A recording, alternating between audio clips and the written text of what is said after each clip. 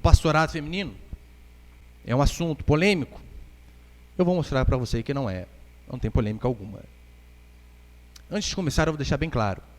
Eu sou totalmente a favor do ministério feminino na igreja. Totalmente a favor. Em toda a Bíblia, é isso que nós vemos. Tanto no Antigo, como no Novo Testamento. Na história da igreja, a importância das mulheres no ministério. A importância das mulheres para que as igrejas pudessem ser abertas, implantadas, para que a palavra de Deus pudesse alcançar o que alcançou até hoje. Isso é tão verdade que na carta de Paulo aos Romanos, Paulo termina a carta agradecendo no capítulo 16 a Febe, uma irmã que ele disse que é minha ajudadora e protetora. Jesus Cristo, ele deu total proeminência às mulheres em seu ministério. É só você olhar. Jesus valorizou as mulheres de uma forma que ninguém nunca tinha valorizado antes. Então esse papinho, as mulheres são valorizadas, a Bíblia é machista. Mentira. Jesus valorizou as mulheres e muito, tanto é que ele conversava com mulheres. O judeu não podia conversar com mulher, ia mais longe, além de conversar com mulher, conversou com mulher samaritana sozinho. Jesus amado, por isso tem que ser ele mesmo. Então ele sim deu a proeminência às mulheres, falou com mulheres, inclusive com mulheres rejeitadas. Eu sou totalmente a favor do ministério feminino. Todavia, não há nenhuma referência bíblica de um ministério feminino ordenado, de uma mulher dirigindo uma congregação, de uma mulher ensinando uma congregação mista com homens e mulheres. Nenhum exemplo, biblicamente, no Antigo Testamento, no Novo Testamento e na história da igreja até o ano de 1850. Você não vê. As mulheres são de fundamental importância. Ajudam muito, têm a sua função espetacular na obra. Todavia, não há nenhuma referência de que elas podem ser ordenadas pastoras e cuidar de uma igreja. Eu vou falar aqui hoje que a mulher, ela não deve ser pastora. Eu não vou explicar o porquê das coisas, a função da mulher, porque isso já expliquei nos últimos 2 domingos. Inclusive, expliquei o privilégio de se ser mulher. Então, não vou falar isso, porque eu já falei das funções do homem, da função da mulher, e falei que um não é melhor que o outro. Apenas nós exercemos funções diferentes. Mas esta aberração que nós vemos hoje, nesse tempo presente, 2018, quase 2019, pode ter certeza, tem muito a ver com o feminismo. O feminismo tem entrado dentro da igreja e muitos cristãos, que às vezes têm até o coração para Deus, sincero, não têm percebido essa praga entrando dentro das igrejas.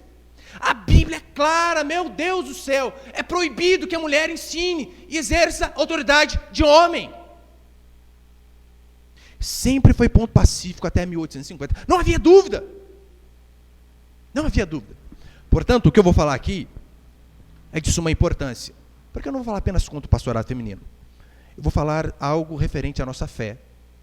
Da atitude que muitos cristãos estão tendo em relação à palavra. E muitos têm sido rebeldes. Muitos têm ignorado passagens claras, como essa que nós vamos ler, da primeira carta de Paulo a Timóteo, e dizem, isso aqui é meio polêmico. Isso aqui é meio difícil. E começam a dar inúmeras desculpas para fazer o que eles querem, ou seja, serem rebeldes. Olha um exemplo. Todos nós, é bem claro, a Bíblia diz que nós temos a obrigação, o dever de contribuir com a igreja. Tanto no Antigo como no Novo Testamento. Dízimo é algo bíblico. Pastor, mas não tem essa palavra dízimo no Novo Testamento. Tem sim, eu posso provar para você que tem. Mas além do mais, diz que tem que ser proporcional, que tem que ser regular. Olha, o que se aplica a isso a não ser o dízimo? Está bem claro. Qual que é a desculpa que muitos dão para não contribuir? Mas tem um monte de pastor ladrão. Ou seja, tem pastor ladrão? Meu irmão, claro que tem. Puxa vida, infelizmente tem.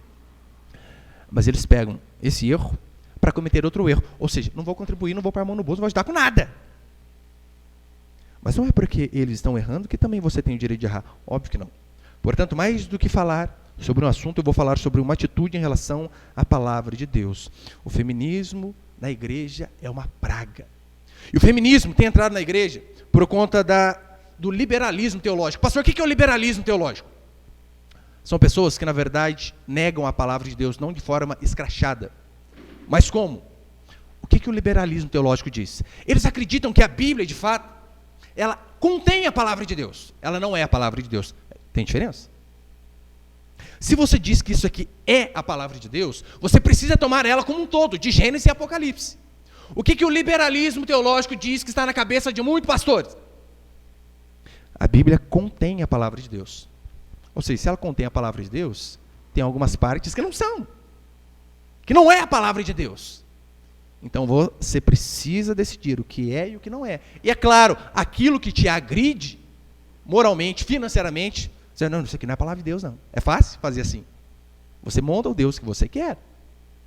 Primeiro, as escrituras são negadas, então eles rejeitam textos simples de se interpretar, como esse aqui do apóstolo Paulo. Se você duvida, olha que um pastor me diz, pastor, não é qualquer pessoa não, pastor, que prega. Essa frase, ele me disse assim, olha, todas as recomendações do apóstolo Paulo e outros nunca foram determinações divinas, e sim costumes daquele tempo. Você consegue ver o tamanho da heresia aí? Todas as recomendações do apóstolo Paulo e dos outros apóstolos nunca foram determinações divinas, e sim costumes daquele tempo. Uma frase perigosa, para ser sincero, absurda. Como assim? O que Paulo diz não é determinação divina, sendo que em Gálatas, capítulo 1, ele diz, o evangelho que eu recebi, eu não recebi de homens, mas de Deus. O que Paulo está falando é de Deus? Eu falei para ele, irmão, então você tem que fazer o seguinte, rasga as cartas de Paulo, rasga as cartas de Pedro, rasga praticamente quase o Novo Testamento todo. Não pregue nunca na sua vida sobre algo que os apóstolos disseram, porque não é a palavra de Deus na boca deles, é apenas a opinião particular de cada um. Não precisa. Uma pastora disse assim para mim, muitas vezes nós vemos Paulo dizendo de forma clara, que quem falou ali foi ele, opinião dele. Simplesmente isso. E com base no que ela me disse isso? Põe ali 1 Coríntios 7:12, por favor. Com base nesse texto, aqui Paulo está explicando a doutrina do casamento, né? Várias coisas sobre casamento, em 1 Coríntios 7. Ele diz assim, no versículo 12, aos mais digo eu, não o Senhor. Se algum irmão tem mulher incrédula e esta consente a morar com ele, não abandone. Consegue a frase? Aos mais digo eu, não o Senhor. Está vendo, pastor? É por isso. Ali é a opinião de Paulo, não significa que Deus está falando. Paulo, a explicação do texto ali é simples, mais à frente eu vou pregar sobre isso também. A única coisa que Paulo está dizendo ali é que, olha, Jesus Cristo deixou esses mandamentos. Sobre isso daqui, ele não deixou nada explícito, então eu estou explicando como que funciona isso daqui. É apenas isso. Só que se ela fosse um pouquinho mais inteligente e continuasse a ler apenas o contexto, no versículo 40, Paulo vai dizer assim, todavia, né, continuando o mesmo assunto, todavia será mais feliz se permanecer viúva, porque a mulher sozinha, queria casar de novo, as viúvas lá, Paulo dizendo, eu aconselho continuar sozinha aí, porque vai trazer problema para dentro de casa. Esse é o conselho de Paulo. Ele termina assim, todavia será mais feliz se permanecer viúva, segundo a minha opinião. De novo, né, minha opinião. E olha como que ele termina. E penso também que eu tenho o Espírito de Deus. Ou seja, Paulo está dizendo o seguinte, olha, quando eu falo é Deus que está falando, eu estou inspirado por Deus. É isso daqui. Então, quando eu digo a minha opinião, é simplesmente porque Jesus Cristo não falou sobre todos os assuntos, então eu estou explicando aqui como que funciona essa parte. Apenas isso. As igrejas liberais foram as primeiras a adotar o feminismo. Como que acontece isso? Uma geração nega um princípio, pequeno às vezes. A outra geração nega um princípio maior, e assim vai abrindo. A chegar ao ponto de estarem negando totalmente a fé. O inimigo, a única coisa que ele precisa é de uma brecha, meu irmão. É uma pequena fresta na porta para ele entrar e escancarar com tudo. Na Europa foi assim que funcionou. As igrejas lá, a Europa exportava missionários para todo mundo. Hoje em dia as igrejas têm fechado sistematicamente. Igrejas têm virado bar, boate. Estão lá sem nada. Por quê? Porque às vezes eram pequenos princípios que eles começaram a negar, e então acabou dando isso daí. Então nós temos que sim, não ceder à pressão cultural, principalmente em se tratando de Brasil, não podemos ceder à pressão cultural, porque nós como igreja sim podemos sucumbir ao que a cultura quer determinar para nós. É por isso que graças a Deus as pregações que são gravadas e ainda filmadas, para que daqui a alguns anos você, pastor, o senhor falou isso aqui, outra coisa lá atrás, hein? O que aconteceu? Está virando casaca? Mudou? Essa é a bênção. O falso pastor, ele não é apenas aquele que fala em nomes de outros deuses, como diz Deuteronômio 18. Aquele que fala em nome de outros deuses, ou fala aquilo que Deus não falou. O falso pastor também é aquele que interpreta a Bíblia à luz da cultura moderna, de forma sociológica. Ah, não, mas isso aqui que Paulo diz, né, era o costume daquela época. Verdade, aquela época de um costume diferente. Mas o princípio permanece. O princípio continua o mesmo. Meu irmão, se a cultura diz que a grama é rosa e a Bíblia diz que a grama é verde, não interessa quantos anos se passem, não interessa qual óculos você coloque, a grama sempre vai continuar sendo verde. Não temos como negociar a Escritura. Ah, puxa vida, se eu falar isso aqui, o irmão vai ficar meio chateado e vai embora. Não, irmão, calma aí, eu vou dar um jeitinho na Escritura aqui, pô, vou excluir alguns versículos, vou emendar esses dois aqui. Ah, daí você pode ficar em paz. Não, não podemos fazer isso. Não podemos fazer malabarismo com a palavra do Senhor para encaixar as coisas que você quer que encaixe. O falso pastor, portanto, ele não é apenas aquele que adultera, aquele que rouba a igreja, aquele que é sem vergonha, mas é aquele que está preocupado em agradar a homens e não a Deus. É isso que Paulo diz em Gálatas 1:10. Se eu quisesse agradar a homens, não seria servo de Cristo. Então esse é o falso pastor também. Só que eu sei que às vezes você ouviu mentiras durante anos, principalmente talvez você que veio do meio pentecostal. Muitas igrejas pentecostais têm pastoras e acham normal. Daí você ouve mentiras durante anos, e essas mentiras te impedem de conhecer a verdade. Assim como diz Chesterton, chegará um dia em que teremos que provar ao mundo que a grama é verde. E de fato é isso aqui que eu vou ter que fazer. Provar para você que a grama é verde. Que não existe pastora ordenada dirigindo a igreja. Só que não, às vezes são anos de mentira, e você não consegue enxergar o óbvio. Só um exemplo. Tenho certeza que você ouviu isso aqui a vida toda. A escola é o futuro do seu filho. Não ouviu isso aí? Ouviu. Não é, a escola é a desgraça do seu filho. A escola vai acabar com o seu filho. A escola, nos moldes modernos, que ela não está preocupada em passar conhecimento cognitivo, mas sim doutrinar a criança. Essa escola é uma praga. Não, porque a escola tira as crianças da rua. Tira as crianças da rua. E sabe o que eles fazem? Fumam maconha na escola, só isso. É isso que acontece. O ensino é essencial, fundamental. O conhecimento. Não nos moldes escolares de hoje. Não nas escolas geridas pelo MEC, Ministério da Educação Comunista. É mais ou menos por aí. Só que talvez você ouviu isso a vida inteira e de repente fica difícil quando chega alguém falar o contrário. Em relação à Escritura também é a mesma coisa. Eu quero passar aqui então só 2 princípios hoje. Primeiro princípio então, contra o pastorado feminino, a mulher não deve exercer autoridade de homem. Você pode ler comigo? 1 Timóteo capítulo 2, versículo 12. Se tiver alguma criança aqui de 7 anos, depois pode responder no final do culto o que entendeu desse versículo. Eu tenho certeza que ela vai entender. 1 Timóteo capítulo 2, versículo 9. Versículo 12. E não permito que a mulher ensine, nem exerça autoridade de homem. Esteja, porém, em silêncio. Vou repetir de novo. Não permito. Aqui o sentido é esse, em relação a exercer a autoridade eclesiástica. Não permito que a mulher ensine, nem exerça autoridade de homem. Esteja, porém, em silêncio. Quer que desenhe ou não precisa? Dá para entender, né? Pastor, o que é não permito? Não pode. Não pode. Simplesmente isso. O texto é muito claro. E não só esse texto de 1 Timóteo, mas todo o contexto da Escritura. Eu desafio você, meu irmão, cita para mim apenas uma só mulher em toda a Escritura, no Antigo e no Novo Testamento, em posição de liderança eclesiástica, em posição de liderança na igreja, pregando a uma congregação mista, onde estão homens e mulheres juntos. Uma só mulher, cita para mim. Eu duvido que você consiga. No Antigo Testamento, Deus sempre levantou sacerdotes, homens, jamais sacerdotisas. Deixa bem claro, não tem nada a ver com ser melhor ou pior. Se você ouviu eu nos últimos 2 domingos, talvez você está entendendo melhor. Você não está achando que eu sou machista, não sou. Estou apenas dizendo aquilo que a Escritura diz. Em todo o Antigo Testamento, sacerdotes.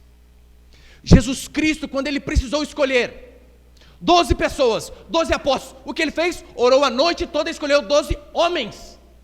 Não escolheu nenhuma mulher. Depois diz a Escritura que Judas suicidou. Então os apóstolos ali precisavam escolher outro. Meu irmão, pensa na cabeça dos apóstolos. Jesus tinha morrido e sido assunto aos céus. A mãe dele estava ali. A mãe de Jesus Cristo, Maria. Não só Maria, várias mulheres hábeis que... Jesus Cristo apareceu primeiro para a mulher, depois da ressurreição. Você vê mulheres notáveis como Lídia, como Febe, como várias outras. Mas a mãe do chefe estava ali, meu Deus do céu. Eles não podiam falar assim, olha, Judas perdeu a cabeça. Vamos dar uma moral para a mãe do mestre. Maria, mulher de Deus, com certeza era mesmo. Põe ela.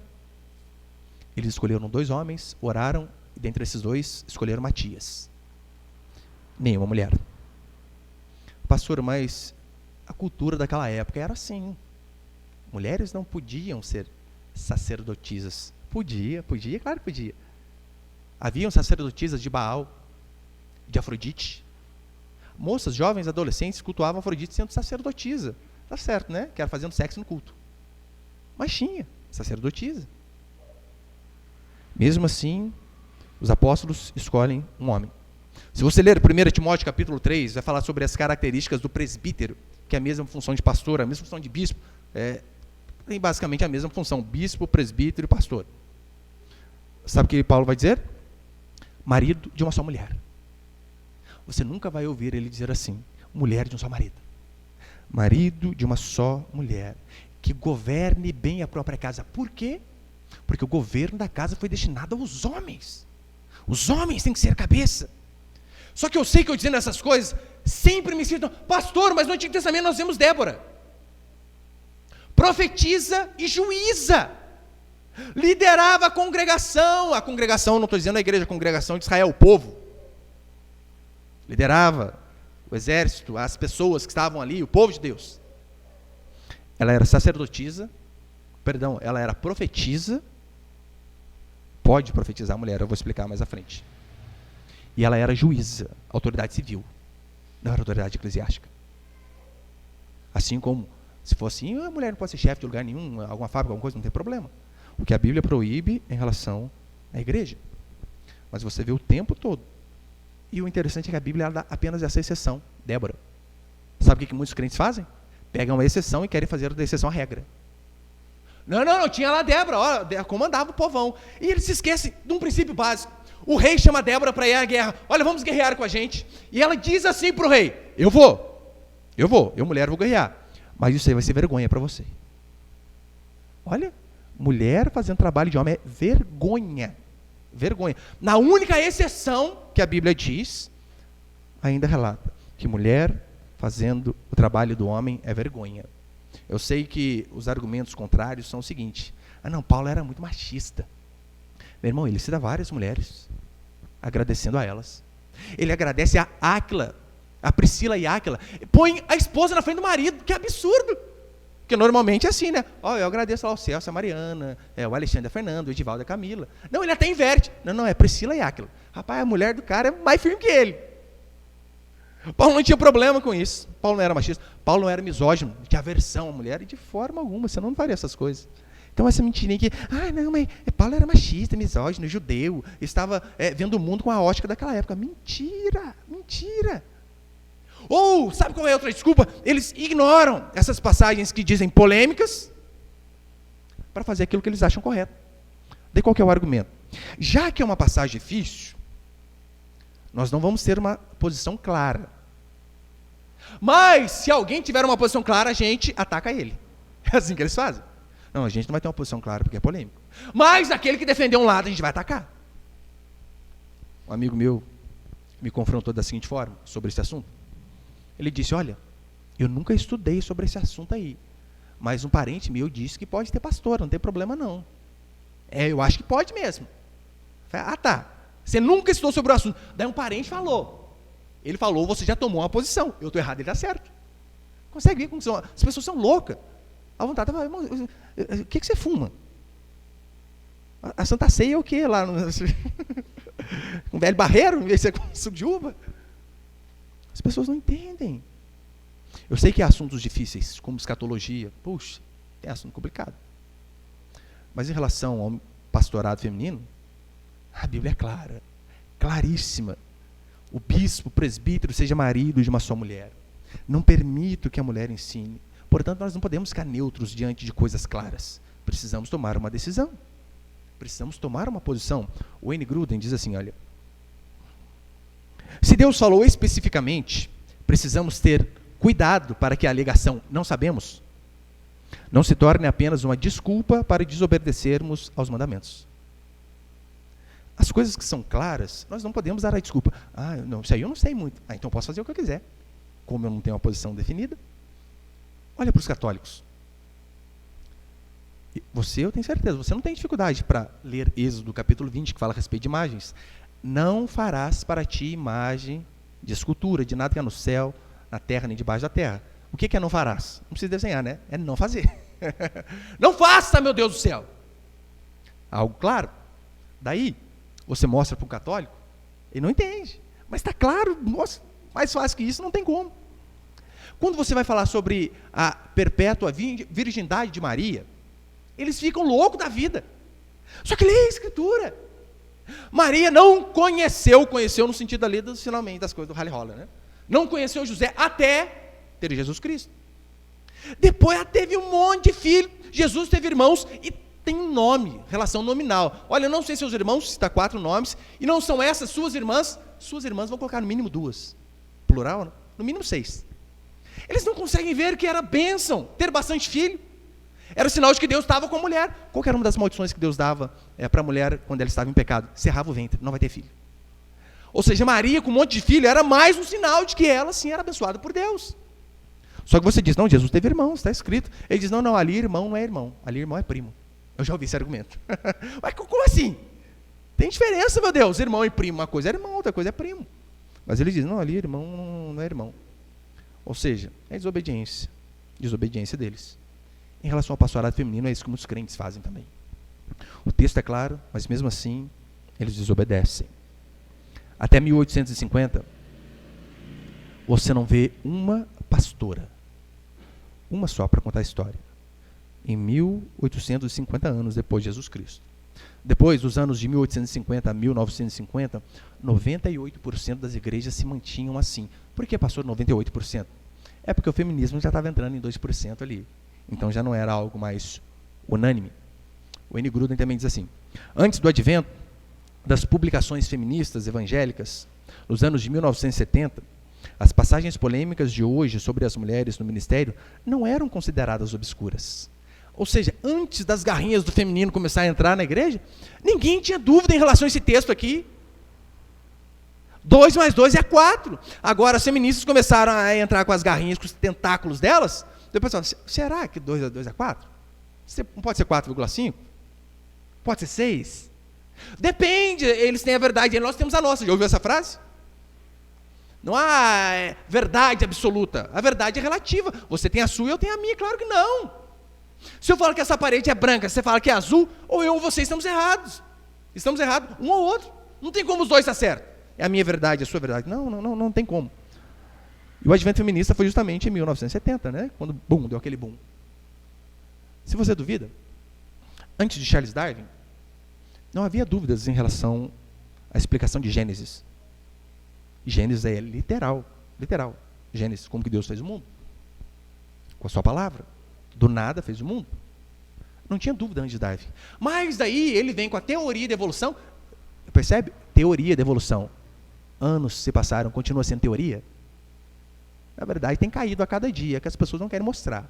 Se você quiser se interar sobre o assunto, tem um livro do Marcos Zebelin, Fomos Planejados, maravilhoso, vai tirar todas as dúvidas da sua cabeça. Então, mas não tinha dúvida a respeito de Darwin, a respeito da criação. Daí depois que Darwin veio, será que foi assim? Será que não foi evoluído? Meu irmão, eu faço uma força às vezes para tentar acreditar no que Darwin escreve, mas não consigo. A evolução dele, você sabe por que a girafa ficou pescoçuda? Sabe por quê? É porque durante anos, né, as frutas ficavam muito no alto ali das árvores. Ela tinha que esticar, e depois de milhões de anos ficou com o pescoção. Sério? Como acreditar num negócio desse, meu Deus? Tem que ser muito gênio não, né? Ignorante demais. Quando nós tratamos sobre esses assuntos, muitas vezes somos taxados de pastores que não amam e de pastores polêmicos. Me xingaram de montão essa semana dizendo: pra que ficar falando dessas coisas? Pregue sobre o amor. Essa é a desculpinha sempre. Não julgueis, pastor. Pra que falar dessas coisas? Pregue sobre o amor. Vai ganhar almas para Deus. Mas eu ouvi muito. Pregue sobre o amor. Amor para tudo que é lado. E se esquecem que em 1 Coríntios 13, Paulo diz que o amor não se regozija. Que o amor se regozija com a verdade e não com a mentira. Você imagina se Lutero tivesse esse pensamento lá na época da Reforma Protestante, 1500? As pessoas disseram: Lutero, para de ser polêmico, rapaz. Que pregação que é essa? Que a salvação é de graça, Lutero. Essa era a pregação dele. Lembra como que o catolicismo fazia na época? Tudo você tinha que pagar, meu irmão. Até a salvação. Você tem que pôr a moedinha no gasofilácio, senão não vai para o céu. Tanto é que tem uma frase bem conhecida que diz assim, né? De um sacerdote, de um padre lá, que ele dizia: no momento em que a moeda no gasofilácio cai, uma alma do purgatório sai. E você achando que o Bispo Macedo é novidade. Já tinha, ó, há 1000 anos. Está lá, o povo era esperto demais para ganhar dinheiro. As pessoas com certeza falavam para Lutero: Lutero, para de ser polêmico, rapaz. Pregue sobre os assuntos, não. Pregue o amor. Foi isso que ele fez, quando ele afixou as suas 95 teses na porta do castelo de Wittenberg. Ele estava pregando o amor, totalmente contra aqueles erros. Como já disseram, falta de amor é manter as pessoas na escuridão, é deixar o cego continuar indo para o abismo. Isso é falta de amor. Eu vejo as pessoas fazendo o que é errado.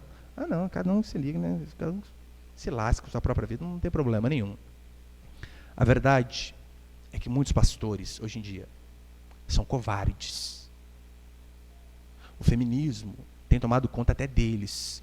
Eles têm deixado de ser o que tinham que ser. São covardes, são frouxos. Um cara me xingou de montão. Pastor também, né? Preocupado com essas coisas, tá? Vomitou um monte de coisa em mim. Eu só vi, né, irmão? Puxa, dá um argumento bíblico, é só isso que eu quero. Se você mostrar para mim que eu estou errado, fazer o quê? Eu estou errado, eu tenho que mudar. Daí ele terminou dizendo assim: não, porque a minha esposa é pastora, e enquanto nós estamos conversando aqui, ela fez tal coisa. Tá explicado. Vai chegar em casa e falar para a mulher: a partir de hoje não tem pastor não, acabou. Meu irmão, o pau quebra em casa. Tem que ser macho às vezes para falar um negócio desse. Porque às vezes a gente pensa, né, a gente fica com... Semana também eu passei um teste, quero ver se é macho de verdade.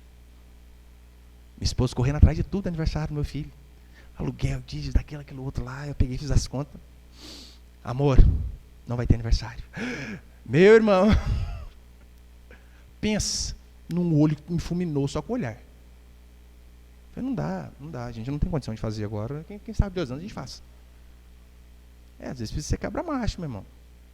Para ver a lágrima escorrendo no olho da esposa, a vontade de voar no seu pescoço. Sabe por que muitos não pregam a verdade? Porque são frouxos. Muitos creem até da forma correta, mas não têm a hombridade de pregar a verdade. Muitos, não são poucos não, muitas igrejas acreditam, por exemplo, no dom de línguas igual nós acreditamos. Que Atos 2 ali não é o rir para lá para trás, o Siri anda lá na praia, não é. Que o povo fala hoje. Que o dom de línguas ali eram outros idiomas. Mas eles não pregam, sabe por quê? Puxa, se eu falar que isso aqui não é de Deus e tal, todo mundo fala, minha mulher fala, fulano fala, e se eu falar isso aqui, o povo vai embora da igreja. Então, sucumbem. Tem medo. E se esquecem que Apocalipse diz que os covardes irão para o inferno. O lago de fogo de enxofre está preparado, inclusive, para os covardes. Portanto, não acredite nessa mentira também, que eles dizem assim: não, a mulher, ela pode sim exercer autoridade na igreja, desde que esteja debaixo da autoridade do marido. Já ouviu essa desculpa? Eu não vejo isso aqui no texto. Não permite que a mulher ensine, exceto se o marido dela for pastor também, pode. É isso aqui que diz o texto? Não. Simples e objetivo.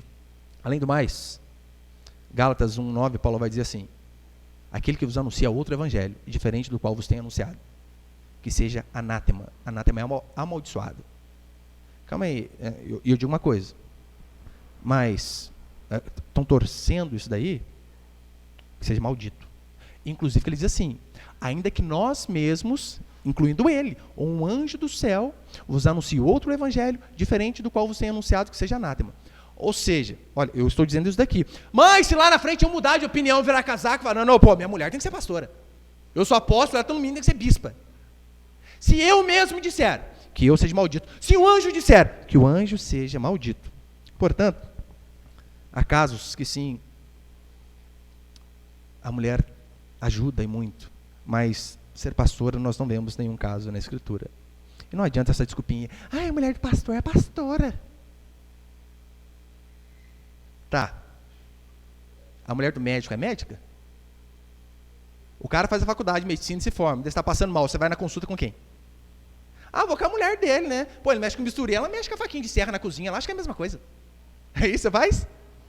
A mulher do médico não é médica. A mulher do pedreiro não é pedreira. Não adianta. Não, pastor, mas... olha o argumento de um cara para mim. Eu falei para ele, né? Ele disse, não, porque quando o óleo é derramado no pastor, e o homem e a mulher são um, portanto a unção é a mesma. Eu falei, mentira! Tem nada a ver com o que você está falando, criatura. Eu dei esse argumento, né? A mulher do médico não é médica. Ele disse, pastor, o senhor está falando de forma natural. Eu estou falando das coisas espirituais. Tá bom. Então vamos lá, um exemplo espiritual então. Pedro era casado. Por quê? Porque Jesus curou a sogra dele. Talvez foi por isso que Pedro negou depois, né? Eu não sei. Brincadeira, não. Pedro era casado. Brincadeira, irmãos. Sogra é uma bênção. Pedro era casado. Então, vamos fazer o seguinte. Pedro era apóstolo. Você já viu algum lugar falar que a esposa de Pedro era apóstola? Apostila? Apostoliza? Sei lá que nome que o povo dá. Não tem nem no dicionário, meu Deus. Bispa, apóstola, não tem. Vamos inventar agora, né? Você vem dizendo que a esposa de Pedro é apóstola? Nem o nome da mulher aparece. Então, a gente tem que parar com essa desculpinha aí. Isso aqui, a esposa do pastor é pastora. Tem isso aqui que o irmão ficou chateado. Porque eu falei, não, a minha esposa, ela é apenas a irmã Raquel. Onde já se... Eu escrevi apenas com caixa alta, com letra maiúscula, e me xingou porque eu escrevi assim. Onde já se viu? Fiz a falar que a esposa é apenas com letras garrafais, como se não fosse nada. Nossa, que choradeira. Como que pode? Ela não ligou a criatura. Ela sabe que esse apenas eu não estou menosprezando. Não, de forma alguma. Ela é apenas uma irmã, é a esposa do pastor. Só. Agora, você não tem título, é ruim, né? O que você é? Eu sou Raquel. Você é o que na igreja? Sou Raquel. Não, mas o que vem antes de Raquel? Não vem nada, começa com Raquel. Porque o título hoje em dia o povo se agarra demais, infelizmente. Você tem que falar, eu sou o cooperador, eu sou o cantor, eu sou o levita. Então, não temos que parar com essa desculpinha, a mulher do pastor é a pastora. Não é a mulher do pastor, ela é a mulher do pastor. Porque, convenhamos, eu já vi casos onde onde o homem não é pastor e a mulher é pastora. Imagina um trem desse. Como você concilia as coisas? Em casa a Bíblia diz que o homem deve governar. Então o marido está lá, aqui é assim que faz, eu falei feriado. É isso que a Bíblia diz. O homem governa. Tá bom. Daí eles vão para a igreja. Ela é pastora e ele não. Daí chega na igreja, ele está sobre a autoridade dela. Como que fica? Se eu fosse mulher, eu preferia brigar sempre na igreja, né? Porque lá quem manda é ela. Quer brigar comigo? Vamos lá no meu estádio. Vamos lá na igreja. É absurdo esse tipo de coisa. Além do mais, por analogia, a Bíblia diz que o marido é o cabeça e a esposa é o corpo. Assim como Cristo é o cabeça da igreja e a igreja é o corpo. Se a esposa pode mandar no marido, num caso desse onde eu já vi que a esposa é pastora e o cara é membro, nós estamos dizendo por analogia que a igreja pode mandar em Cristo. Simplesmente isso. Mas segundo princípio para encerrar, se eu vou ser mais rapidinho.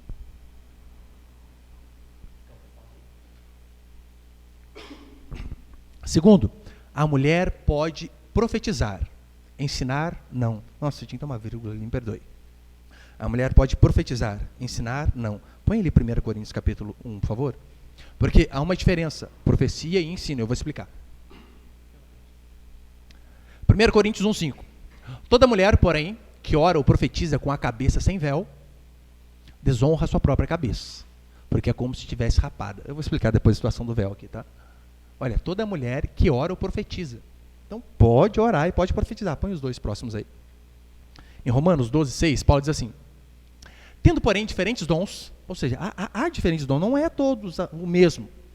Tendo, porém, diferentes dons, segundo a graça que nos foi dada, se profecia, seja segundo a proporção da fé. Se ministério, dediquemo-nos ao ministério. Ou o que ensina, esmere-se no fazê-lo. Diferença, profecia, ministério. Próximo. Efésios 4:11. E ele mesmo, falando a respeito de Jesus Cristo, e ele mesmo concedeu uns para apóstolos, outros para profetas, outros para evangelistas e outros para pastores e mestres. Ou seja, tem diferença. Qual que é a diferença básica entre profecia e ensino? O ensino normalmente está associado à liderança. Quem ensina é quem lidera. O profeta não. O profeta, nesse sentido aqui que ele está dizendo, todos podem profetizar, né? Falar algo da parte de Deus para as pessoas. Não é, no caso, aquele profeta de ofício, como era Isaías, Jeremias. Não. Profetizar no sentido de falar algo ali que venha à mente, algo da parte de Deus que confronte ou que console o coração do outro. Tanto é que em Atos capítulo 21 diz que as 4 filhas de Filipe profetizavam. Não tem problema não, mulherada falar. O que não pode ensinar na congregação. Simples desse jeito. O N. Gruden acho que explica de uma maneira mais fácil, acho que tem ali. Ele diz assim: profetizar é exprimir algo que Deus trouxe à mente espontaneamente, ao passo que ensinar é explicar ou aplicar a Escritura. Era o ensino e não a profecia que provia as normas doutrinais e éticas pelas quais a igreja se norteava. Consegue ver? A mulher pode falar, só que era o ensino que dava o norte, e o ensino deve ser dado por homens, é o que nós vemos em toda a Escritura. Ensino e liderança são elementos que estão interligados. Normalmente quem ensina é quem lidera. Na escola, como funciona? Quem ensina? É o professor. Quem é o líder da sala? É ele. Ensino sempre está associado com liderança. Por isso eu falo para você, meu amor, você não vê na Bíblia toda, só um exemplo de mulher ensinando publicamente a uma congregação mista de homens e mulheres, a congregação do povo de Deus. Você não vê um exemplo. E essa semana, eu estava assistindo a um debate de uma irmã da igreja presbiteriana e de uma pastora. Põe ele, por favor, acho que tem, né? Põe para frente aí. Eu só transcrevi alguns trechos, algumas falas, tanto de uma como da outra, para você ver como que o feminismo tem entrado na cabeça das pessoas e elas não percebem, e isso tem trazido desgraça para a igreja. Eu coloquei tem até o link depois, se quiser, você pode assistir, tá? Fica em paz, eu mando lá no Zap, se quiser. Tem o link ali em cima. O nome da irmã é Suênia Barbosa, jornalista da igreja presbiteriana. Por que eu estou falando o nome? É domínio público, o YouTube, qualquer um pode ver, então não tem problema não. E a pastora Valéria Aparecida Messias, se eu não me engano, o último nome dela, Ministério Pão da Vida. Na hora dessa pastora fazer uma pergunta para a irmã da igreja presbiteriana, que o marido é pastor, vê se você consegue ver um tom capcioso do feminismo na pergunta dela. Olha o que ela diz. Quando os homens negam reconhecer o pastorado feminino, será que eles não estão com medo? Não seria uma forma de não abrir mão de sua proeminência? Não seria temor das mulheres se destacarem mais que eles? Consegue ver a Beth Friedan, a Simone de Beauvoir atrás ou não? Fácil, né? Bem fácil. As mulheres são mais dedicadas, mais estudiosas, levam as coisas mais a sério que os homens. A mulher do século XXI pode falar e deve falar. Só falta a baba escorrer. Meu Deus do céu. Consegue perceber aí ou não? Uma pastora disse isso. Sabe o que foi mais interessante? Foi a resposta da irmã Suênia. Na hora que ela terminou, o interlocutor ali, né, o mediador, falou assim: qual a sua resposta, irmã Suênia? Ela assim, ó.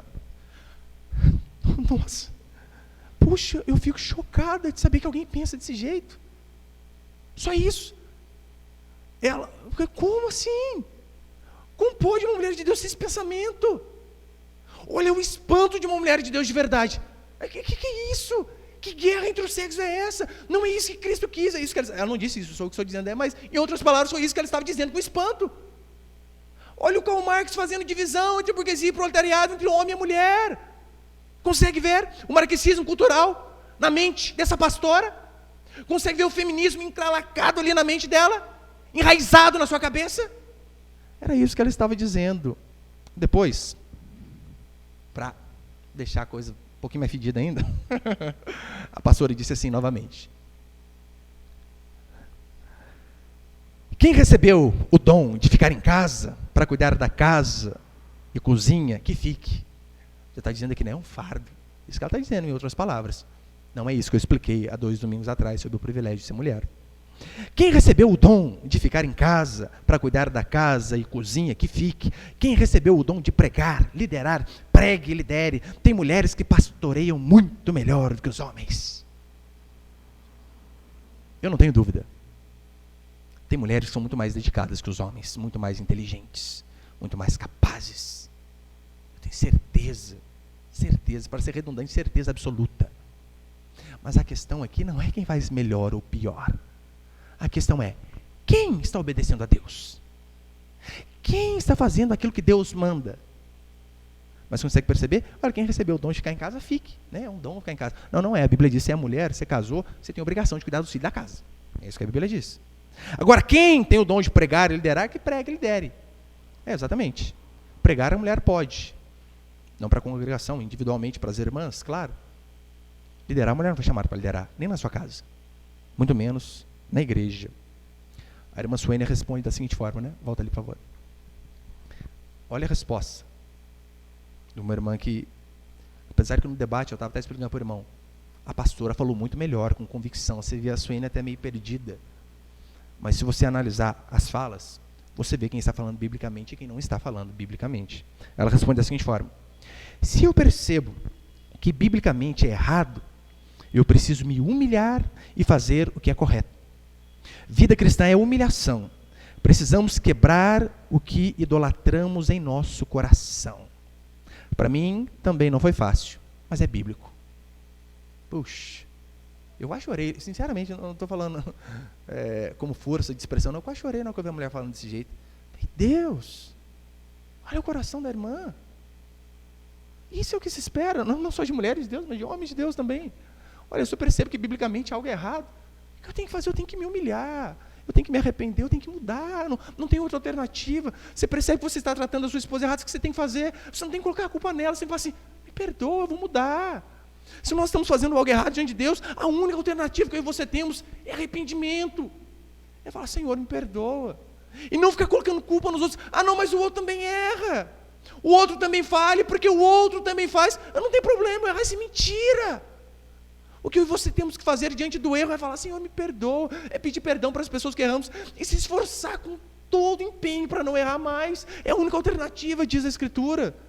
Por isso que eu vi tanta sinceridade na fala dessa moça, tanta sinceridade. E se você analisar biblicamente, você vai ver que mulher liderando a igreja é muito mais que incoerência. É rebeldia. É rebeldia. Porque, convenhamos, a Bíblia diz que o pastor, em 1 Timóteo 3,4, tem que governar bem a sua própria casa. Essa é uma das características para ser pastor. Precisa governar bem a casa. Porque se não governar bem a sua casa, como vai governar a igreja de Deus? Simples. Se o homem não consegue mandar na casa dele, se os filhos falam com ele do jeito que ele quer, se a esposa não é submissa a ele, imagina um cara desse na igreja. Não dá certo. É por isso que diz, o homem tem que governar bem a sua própria casa. Se nós olharmos esse texto por analogia, por semelhança, e aplicarmos esse princípio em relação às pastoras, imagine que em vez de dizer assim, né, o presbítero, o pastor, diga que a pastora tem que governar bem a sua própria casa. Se formos usar essa analogia, nós quebraremos todos os argumentos do apóstolo Paulo e de Pedro, que disseram durante toda a Escritura que a mulher tem que ser submissa ao homem. Porque se a mulher pode ser pastora, a pastora tem que governar bem a casa. E a Bíblia diz que quem governa a casa é o homem. Consegue ver? Não tem como. É contradição pura. Contradição pura. Mas calma aí, pastor. Eu conheço mulheres com coração para Deus e que pregam a palavra de forma correta. Eu também conheço, talvez você conheça. Eu conheço. A questão é, a experiência dessas que fazem o que é correto é mais importante que a Escritura? Não, não são. Ainda que elas façam o que é correto, elas estão erradas. É mais ou menos o seguinte: eu saio da minha casa e digo para meus 2 filhos mais velhos: cuidem bem do seu irmão, ele tem apenas 10 meses. Olha ele. Eu volto. O Cauã e Samuel me dizem: pai, limpamos a casa. Pai, arrumamos a cozinha. Pai, cortamos a grama do quintal. Eu falei: puxa, E seu irmão? Nossa, cadê o Arthur? Você consegue perceber que eles fizeram coisas corretas, coisas boas. Só que desobedeceram o principal. Não cuidaram do irmão deles.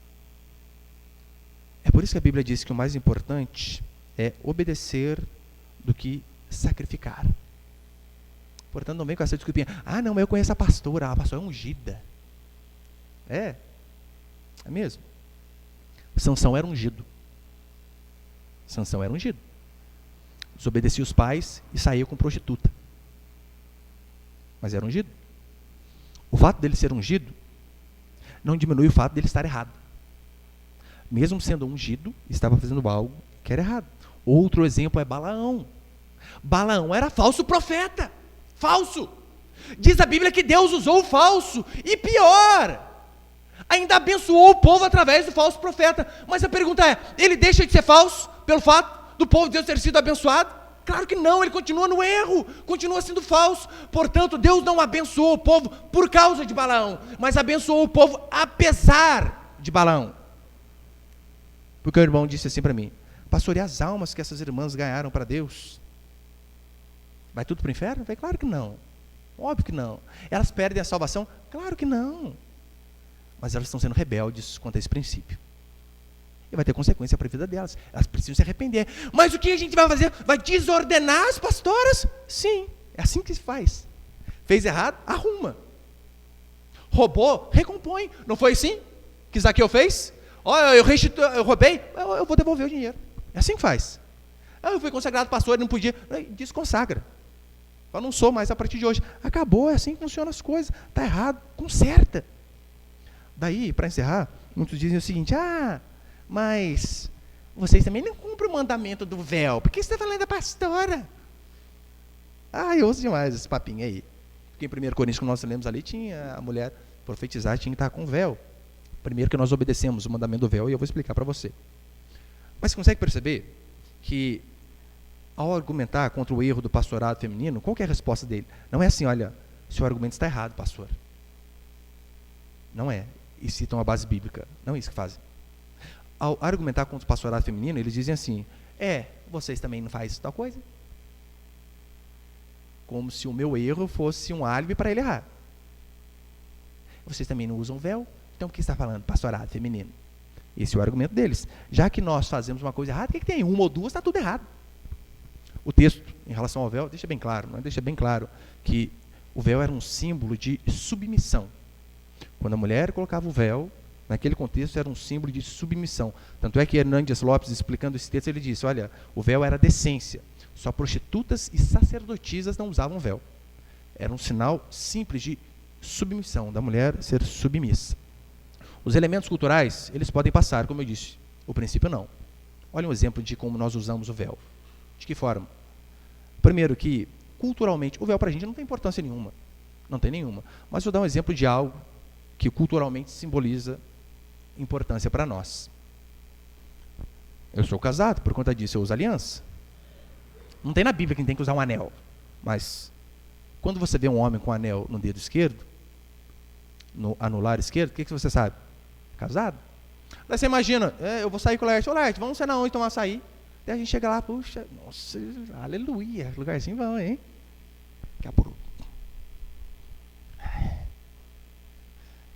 E o que você pensa? Um homem faz isso aí, arranca aliança, por conta das pessoas ali. Tô na pista aí, hein? Tô livre. Até que o semáforo verdinho, livre, é só pegar. Não é isso que simboliza? Quando eu tiro isso daqui? Exatamente. Isso aqui é apenas um símbolo.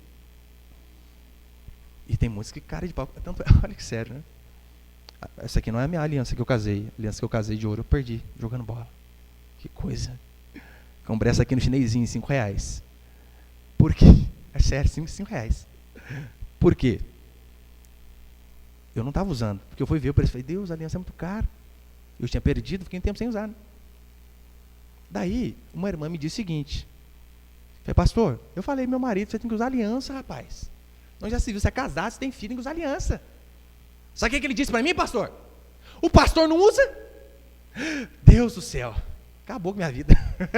No outro dia, eu já fui no chinesinho, já comi o pastel, já comprei aliança. Vai dar esse negócio aqui, vou pôr dentro já. Consegue ver? É algo simbólico, apesar que hoje em dia até isso aqui está perdendo a função, infelizmente. Portanto, para encerrar, as mulheres na igreja, elas podem sim orar, profetizar, elas podem cantar em público, elas podem falar a outras mulheres, ensinar particularmente, como diz Tito 2, Atos capítulo 18, as mulheres podem e devem evangelizar, devem fazer. Esse dia eu estava conversando com a minha por telefone, olha a irmã lá, Deus colocou você para cuidar da vida dela, irmã. Isso é evangelismo, falar de Deus para as outras pessoas. O que a gente não pode fazer é contribuir, de fato confundir, né? A contribuição da mulher na igreja com ser ordenada pastora e estar à frente da igreja. Não podemos confundir essas coisas. E só para encerrar, põe um texto ali. Em meio a esse debate todo, que eu fui crucificado, em meio a esse debate todo, uma esposa de um pastor escreveu um argumento interessante, né? Eu só copiei lá e transcrevi para cá. Nada melhor que uma esposa de pastor dar o testemunho dela. Ela disse assim, é claro, eu só não coloquei o nome, tá? Sou fulana, esposa do pastor fulano. E olha o que ela disse. Não tenho título de pastora, mas executo o meu papel no qual Deus me chamou, auxiliando meu esposo nas tarefas da igreja. Não prego na congregação, isso Deus designou a ele. Faço o meu trabalho com as crianças, com as irmãs, com a limpeza da igreja, e não me sinto menos por isso, sinto-me honrada. A Bíblia não pode ser distorcida, tampouco negociada. A mulher auxilia o homem, e isso não impede de trabalharmos e de ganharmos almas, mas o título não é nosso. Temos um papel fundamental. Deus é maravilhoso e tudo faz, irmãs, aqui falando direto às irmãs, e que nos dê a graça de servi-lo com o nosso jeito delicado, cuidadoso, paciente de ser, para exercermos o nosso papel como Jesus ordena. Deus abençoe. Difícil entender, né? Só que para muitos isso aqui é brilhante. O que é apenas mulher de pastor?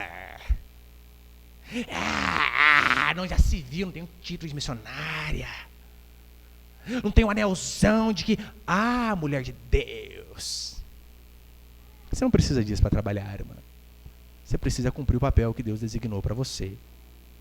Você não é inferior ao homem. Somos iguais diante de Deus. Temos o mesmo valor. Apenas possuímos funções diferentes na casa.